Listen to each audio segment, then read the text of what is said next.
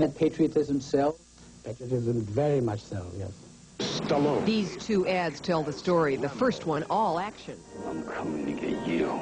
Now the patriotic pitch. For our country to love us as much as we love it. A salute to the spirit of America. Somehow with these kind of films you win. Some of the other films about Vietnam we don't. Rambo tries to absolve us of any Vietnam guilt. He's trying to get back his own dignity and regain the pride that he once had and shed the guilt. And that's what I'm trying to accomplish in this film, that these men have nothing to be guilty for. Some critics feel that the film might be helping Stallone deal with his own guilt. He sat out part of the war in Switzerland with a 4F. America was forcefully reminded of Vietnam this year on the 10th anniversary of the war's end, not coincidentally, just a month before Rambo's release. All those painful images of the war were brought home again. To the young, it was a perplexing glimpse of an era they never lived through or really learned about. Suddenly, there was Rambo to spell relief, justifying feelings of revenge and retaliation. Astutely tailored, critics say, to the Reagan years. Sure, this is a movie that Reagan applauds. It whips the audience up into the old us against them fever. And if he wanted to get the mood of the nation behind an attack on Nicaragua, I would show this movie as a recruitment film. Editorial cartoonists seem to love to caricature Rambo's image. Here, President Reagan is dubbed Rambo. This cartoon suggests that Rambo might be the right response to Nicaragua. Images like these might please the soldier of fortune crowd, but the militaristic messages they mask infuriate many Vietnam veterans. They say that the movie distorts history and its lessons. I came out of the movie feeling exploited as a veteran. I came out of the movie thinking that this movie exploits America. Dr. Charlie Clements, an Air Force Academy graduate, flew combat missions in Vietnam. Today, he and other vets are mounting a nationwide Reality versus Rambo speaking tour. We're going to show American youth the reality of Vietnam, and we're going to ask them to make a choice that we didn't have. We're going to try to differentiate between the glorification of war and the horrors and ugliness of war as we experienced it.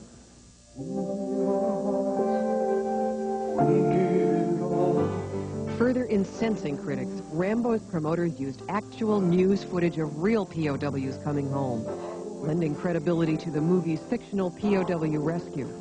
Pseudo-news features and emotional documentaries like this were packaged and distributed nationwide to provoke alarm about POWs ostensibly still in Vietnam.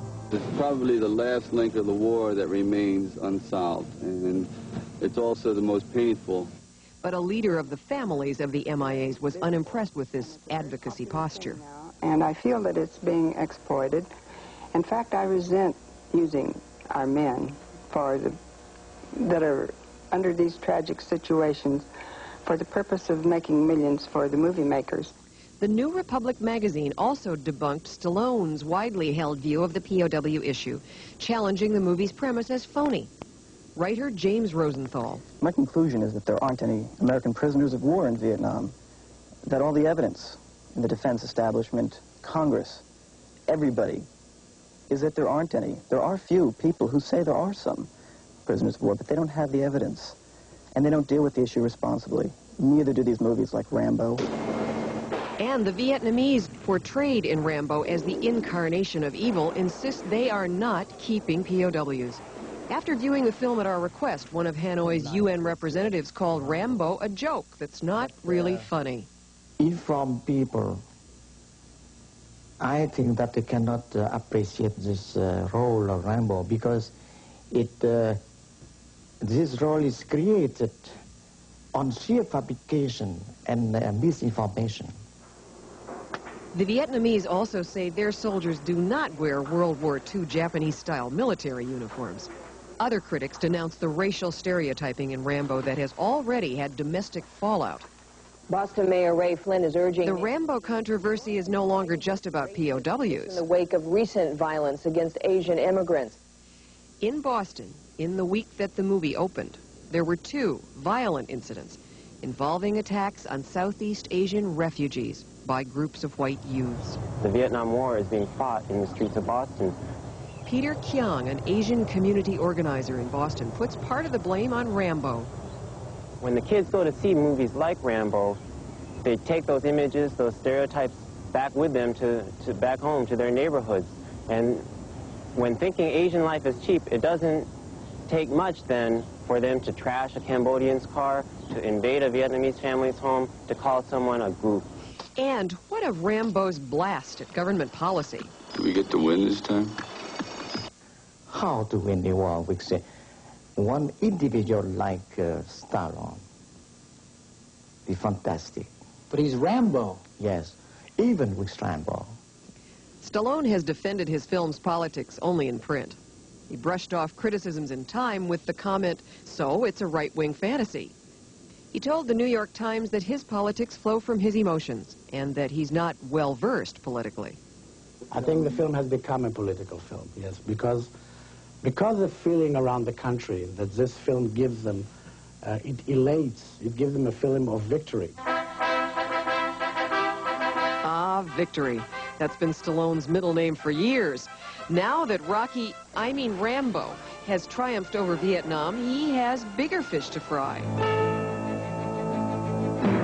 His next movie, Rocky IV, is already being teased in the theaters. It takes Cold War movie making to an outrageous new level. Rocky takes on the Russians. Rocky IV. Get ready for the next World War.